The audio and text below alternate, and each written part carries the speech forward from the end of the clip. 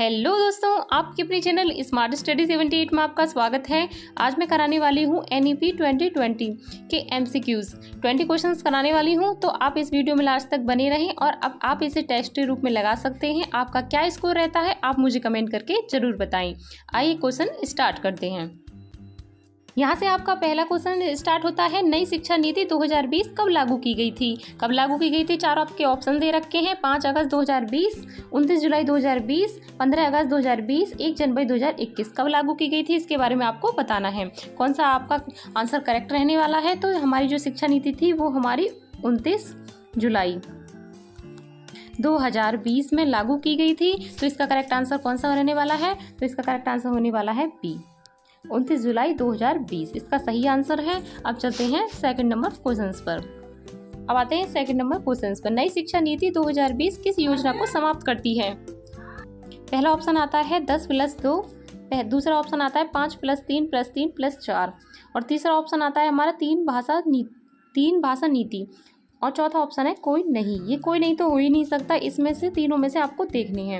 तो सबसे पहले मैं बता दूं 2020 की जो नीति आई थी उसमें हमारे ये जो कोड था हमारा बनाया हुआ था, यानी कि 5-3-3-4 का एक कोड बना हुआ था और 3 भाषा के बारे में भी उन्होंने कहा था।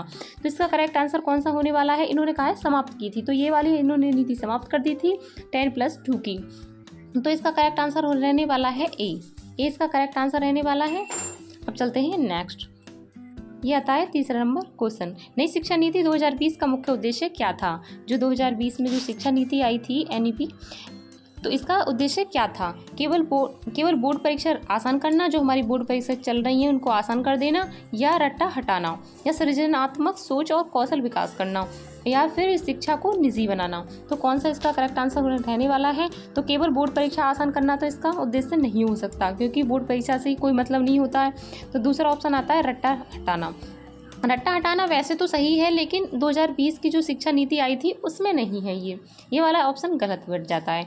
और शिक्षा को निजी करने का मतलब ही नहीं है, क्योंकि शिक्षा सभी के लिए समान होती है, उसको निजी करने का इसमें कोई बात नहीं की गई थी। तो इसका करेक्ट आंसर होने वाला है सी इसका करेक्ट आंसर होने वाला है सृजनात्मक सोच और कौशल विकास। सृजनात्मक सोच कैसी होती है? जिस वजह से बच्चा नई नई तकनीकें सीख जाता है और नए विकास करने लग जाता है, उसका कौशल विकास विकसित हो जाता है।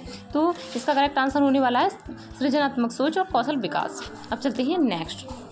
यह आता है चौथे नंबर क्वेश्चन। NEP 2020 के अनुसार शिक्षा का अधिकार किस आयु वर्ग तक बढ़ा दिया गया? पहले जो मैं बता दूं कि पहले जो शिक्षा नीति थी उसका जो आयु वर्ग था वो था हमारा 6 से 14 वर्ष।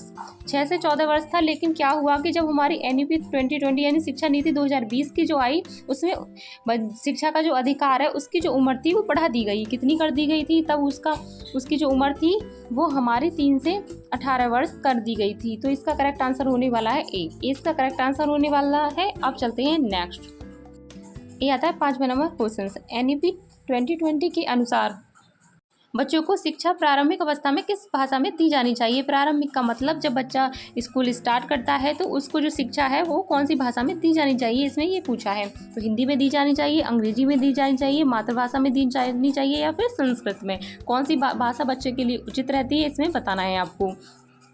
तो देखो हिंदी भाषा में तो बोलते ही हैं, लेकिन अंग्रेजी भाषा का हमारा कोई लेना देना नहीं है, क्योंकि एक साथ हम बच्चों को अंग्रेजी नहीं सिखा सकते। हिंदी भाषा चाहिए, लेकिन कौन सी हिंदी चाहिए?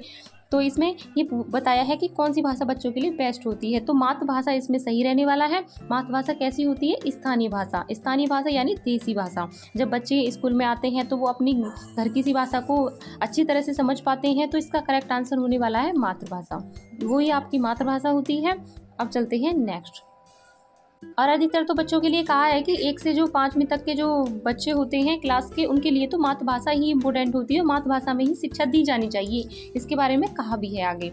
अब चलते हैं नेक्स्ट। अब आते हैं 6ठे नंबर क्वेश्चन पर। NEP 2020 के अनुसार स्कूल शिक्षा को कितने चरणों में बांटा गया था? जो हमारी शिक्षा नीति आई थी, जो उसके स्कूल के चरण बनाए थे, कुछ कौन कौन सी बनाई थी इसमें ये पूछा है कि कितने चरण बनाए थे वो।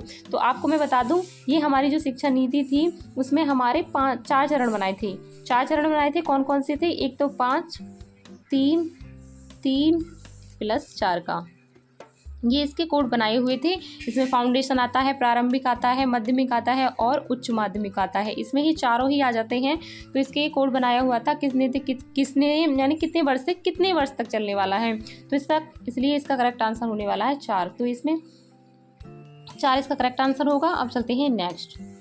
यह आता है 7वां नंबर क्वेश्चन। NEP 2020 के अनुसार पूर्व प्राथमिक शिक्षा का आरंभ किस आयु से होगा। यानी कि जो पूर्व प्राथमिक कैसी होती है, जो बच्चे जब क्लास स्टार्ट करते हैं तो वो पूर्व प्राथमिक क्लास कहलाती है। यानी कि उसकी जो शिक्षा है वो 3 वर्ष से स्टार्ट हो जानी चाहिए। 3 वर्ष इसका करेक्ट आंसर होने वाला है। तो 3 वर्ष से आपके बच्चे की स्टार्ट हो जानी चाहिए क्लास, पूर्व प्राथमिक क्लास मानी जाती है। तो इसका करेक्ट आंसर होगा ए। अब चलते हैं नेक्स्ट। ये आता है 8वां नंबर क्वेश्चन। NEP 2020 में ECCE का पूर्ण रूप क्या है। पूर्ण रूप बताना है, इसका पूरा नाम क्या है। तो इसमें पहला ऑप्शन आता है अर्ली चाइल्ड क्रिएटिव और एजुकेशन, और इसमें दूसरा ऑप्शन आता है early childhood care and education, और तीसरा ऑप्शन आता है एलिमेंट्री चाइल्ड सेंटर्ड एजुकेशन इसमें आता है, और चौथा ऑप्शन आता है अर्ली करिकुलम क्रिएटिव और एजुकेशन। इसमें कौन सा इसका करेक्ट आंसर होने वाला है। इसका करेक्ट आंसर कौन सा रहने वाला है। Early childhood care and education, इसका करेक्ट आंसर ये होने वाला है। इसकी फुल फॉर्म ECC की फुल फॉर्म यही होती है। अब चलते हैं नेक्स्ट। ये आता है 9वां नंबर क्वेश्चन। नई शिक्षा नीति 2020 के अनुसार NTA का क्या कार्य होता है। NTA एक संस्था है, उसका क्या कार्य होता है इसमें हमें बताना है। तो इसका क्या कार्य होता है। शिक्षकों को नियुक्त करना, नियुक्ति प्रदान करना, या फिर स्कूल शिक्षा नीति बनाना, या प्रवेश परीक्षा आयोजित कराना, या फिर स्कूल खोलना। इसका क्या कार्य होता है। तो इसका करेक्ट आंसर होने वाला है प्रवेश परीक्षा आयोजित करवाना। यानी कि जो हमारी प्रवेश परीक्षा या जब हम एडमिशन लेते हैं उसकी जो परीक्षाएं कराई जाती हैं उसे हम प्रवेश परीक्षा आयोजित कहते हैं। यानी कि इसका करेक्ट आंसर होने वाला है सी इसका सही आंसर रहने वाला है। अब चलते हैं 10वें नंबर क्वेश्चन पर। 10वां नंबर क्वेश्चन क्या कहता है। NEP 2020 के अनुसार शिक्षक की भूमिका क्या होनी चाहिए। इसमें बताया है जो हमारा शिक्षक है उसकी जो भूमिका है वो छात्रों के प्रति क्या होनी चाहिए, कैसी होनी चाहिए, उसके बारे में बताना है। एक निर्देशक होना चाहिए, सहयोगी होना चाहिए, पर्यवेक्षण होना चाहिए, या फिर नियंत्रक होना चाहिए। तो इसका करेक्ट आंसर कौन सा होने वाला है, कौन सा होने वाला। इसका आंसर होगा बी यानी सहयोगी। सहयोगी कैसे होते हैं। शिक्षक जब स्कूल में पढ़ाते हैं तो उनका जो व्यवहार है एक सहयोगी तरह होना चाहिए, एक दोस्त की तरह। इनका जो व्यवहार है वो एक दोस्त की तरह होना चाहिए ताकि बच्चे अच्छी तरह से सीख सकें। इसका करेक्ट आंसर होगा बी। अब चलते हैं नेक्स्ट। अब आता है 11वां नंबर क्वेश्चन। शिक्षा नीति लागू करने से संबंधित नहीं है। शिक्षा नीति जो लागू करती है वो कौन सी नहीं है, जिन इनमें से नहीं करती है। राज्य सरकार, विश्वविद्यालय, केंद्र सरकार और न्यायपालिका इनमें से कौन सा आंसर सही है। तो इसमें राज्य सरकार हमारी करती है, जो शिक्षा नीति लागू करती है वो राज्य सरकार का काम भी होता है। विश्वविद्यालय का भी थोड़ा बहुत काम होता है और केंद्र सरकार का भी काम होता है। लेकिन केंद्र यानी कि न्यायपालिका का इसमें कोई काम नहीं है। तो इसमें ये कोई काम नहीं करती है, इससे हमारा कोई संबंध नहीं है NEP यानी कि हमारी शिक्षा नीति में। तो इसका करेक्ट आंसर होने वाला है डी। अब चलते हैं नेक्स्ट 12वें नंबर क्वेश्चन पर। NEP 2020 के अनुसार शिक्षक चयन में कौन सी संस्था भूमिका निभाएगी। यानी कि इसमें जो शिक्षा चयन होगा इसमें कौन सी जो संस्था है हमारी कौन सी निभाने वाली है भूमिका। तो इसका करेक्ट आंसर कौन से होने वाला है। AICTE, NTA, BCI, NCERT इसमें कौन सी संस्था काम करने वाली है। तो इसका करेक्ट आंसर होने वाला है बी NTA इसमें कार्य करने वाली है और इसकी भूमिका इसमें रहने वाली है। तो इसका करेक्ट आंसर होने वाला बी। अब चलते हैं नेक्स्ट। अब आता है 13वें नंबर क्वेश्चन। NEP 2020 के अनुसार उच्च शिक्षा में कुल कितने प्रतिशत GER का लक्ष्य रखा गया। कितने परसेंट का रखा गया था। तो इसमें 40% या 35%, 50% या 45%। इसका करेक्ट आंसर होने वाला है 50%। इसका आधे का हिस्सा रखा गया था। तो इसका करेक्ट आंसर होता है हमारा 50% यानी सी, जिसका करेक्ट आंसर है। अब चलते हैं नेक्स्ट 14वां नंबर क्वेश्चन पर आते हैं। NEP 2020 के अनुसार उच्च शिक्षा आयोग कौन बनाएगा। आगे जो बनाने वाला है वो कौन बनाने वाला है। उच्च यानी कि यानी कि जो हमारे प्राइमरी से ऊंचे होते हैं उनकी जो शिक्षा बनाएगा, आयोजित करने वाले हैं वो कौन करने वाले हैं, इसके बारे में बताना है। UGC, AICTE या फिर HECI या फिर BCI, कौन सा इसका करेक्ट आंसर रहने वाला है? तो इसका करेक्ट आंसर होने वाला है C, HECI। ये वहाँ की उच्च शिक्षा आयोग बनेंगे, आगे को बनाने वाले हैं, तो इसका करेक्ट आंसर होने वाला है C। अब चलते हैं नेक्स्ट 15वें नंबर क्वेश्चन पर। NEP 2020 के अनुसार कौन सी परीक्षा शिक्षक चयन हेतु होगी? अभी ये क्वेश्चन मैंने लास्ट में कराया है, यानी कि लास्ट क्वेश्चन यही गया था आपका, तो उसमें करा चुकी हूँ कि कौन सी हमारी शिक्षक चयन का जो कराती है परीक्षा, तो वो कौन सी कराती है हमारी, यानी कि परीक्षा शिक्षक चयन जो कराती है वो कौन सी संस्था कराती है? तो CET और NTA द्वारा आयोजित की जाती है, UGC नेट के द्वारा की जाती है, SSC के द्वारा की जाती है। CTET का कोई मतलब नहीं है और UGC नेट का भी कोई मतलब नहीं है, इसमें SSC का भी कोई मतलब नहीं है। तो अभी मैंने ये ऑप्शन में यानी ये क्वेश्चन लास्ट टाइम कराया था मैंने इसमें, तो इसका करेक्ट आंसर होने वाला है NTA द्वारा ये की जाती है, तो इसका करेक्ट आंसर होने वाला है B। अब चलते हैं नेक्स्ट नंबर क्वेश्चन पर। आता है 16वें नंबर क्वेश्चन। शिक्षा नीति 2020 के अनुसार बच्चों को पढ़ाने का मुख्य उद्देश्य क्या है? उनका जो शिक्षा नीति आई थी 2020, उसके पढ़ाने का जो उद्देश्य था वो क्या था, इसके बारे में हमको बताना है। तो पहले आता है बोर्ड पास कराना। बोर्ड पास कराने से क्या मतलब है? खाली बच्चों को रट्टा मार के पास कराना है, ये तो नहीं है इसका। और रटन विद्या बढ़ाना, यानी कि रटन विद्या बढ़ेगी कैसे? रटन विद्या को तो खत्म ही करना है बिल्कुल ही, तो इसका करेक्ट आंसर ये भी नहीं रहने वाला।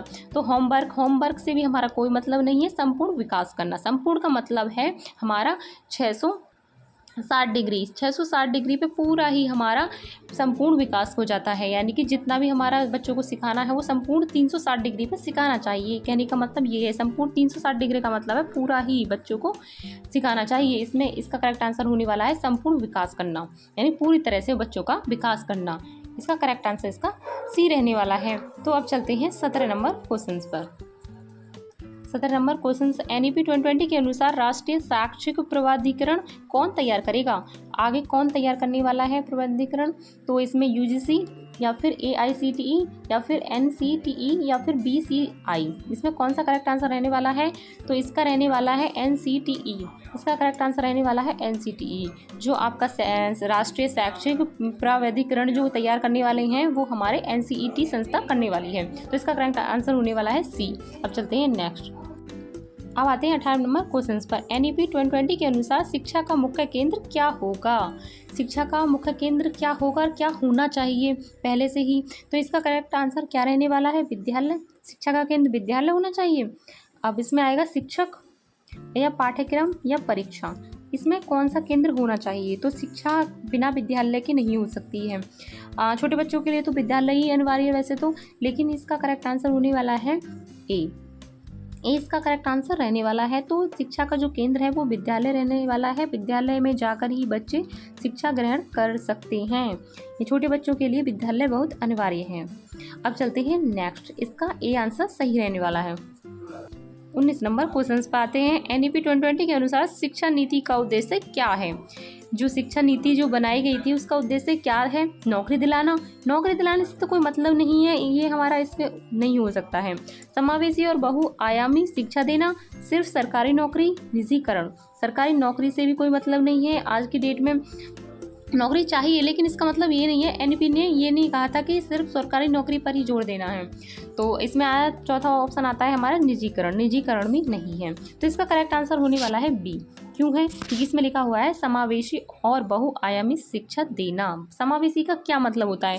समावेशी का मतलब होता है सभी को समान रूप से, यानी कि जो पिछड़े वर्ग हैं या फिर सभी तरह के, यानी कि जो हमारे सभी तरह के जो वर्ग आते हैं वो हमारे समान रूप से शिक्षा ग्रहण कर सकें। इसका मतलब ये होता है समावेशी का। बिना भेदभाव की जो शिक्षा दी जाती है उसे बोलते हैं समावेशी शिक्षा। तो बच्चों को समावेशी शिक्षा में बहुत बड़ा सहयोग है, यानी कि समावेशी शिक्षा देनी चाहिए। इसमें बहुआयामी भी होनी चाहिए और हमारी समावेशी शिक्षा होनी चाहिए। तो इसका करेक्ट आंसर होने वाला है B। अब चलते हैं 20वें नंबर क्वेश्चन पर। अब आता है 20वें नंबर क्वेश्चन। NEP 2020 के अनुसार कितनी भाषाओं में शिक्षा पर बल दिया गया है? यानी कि कितनी भाषाओं में हम शिक्षा पर शिक्षा दे सकते हैं? तो हम पहले बात करते हैं, एक भाषा, 2 या 3 या 4, कितनी भाषा होनी चाहिए? तो सबसे पहले मैं बता दूं, इसमें 3 भाषा का यूज़ किया जा सकता है। तो इसका 3 यानी कि सी आंसर इसका सही रहने वाला है। सबसे पहली जो भाषा आती है हमारी मातृभाषा आती है। तो सबसे पहले कहा है कि जो हमारी 1 से लेकर 5वीं तक के जितने भी बच्चे हैं उन्हें मातृभाषा में शिक्षा दो। एंड दूसरी भाषा हमारी हिंदी आती है और तीसरी भाषा में हम कोई सी भी भाषा ले सकते हैं। फर्स्ट नंबर पर हमारी मातृभाषा ही आएगी। 5वीं तक तो हमें मातृभाषा में ही पढ़ाया जाएगा, जिससे कि बच्चे अच्छी तरह से सीख सकते हैं। मातृभाषा क्या है? आपकी देसी भाषा, यानी कि हमारी स्थानीय भाषा जो हमारे अपने स्थान पर बोलते हैं, जो हमारे माँ बाप से हम सीख के आते हैं।